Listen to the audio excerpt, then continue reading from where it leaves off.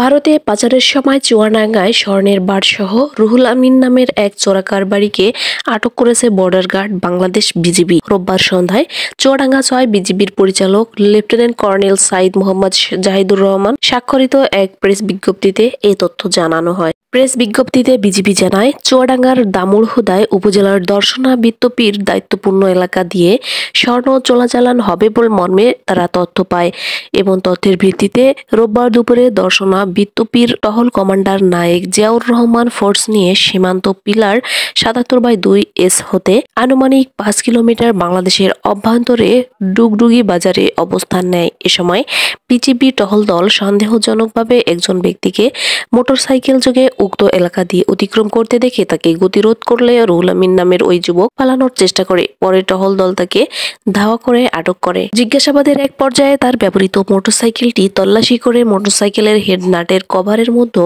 Scotch tape দিয়ে মোড়ানো অবস্থায় আনুমানিক ১ কেজি ১৭৮ গ্রাম ওজনের ৯টি স্বর্ণের বার উদ্ধার করা হয়।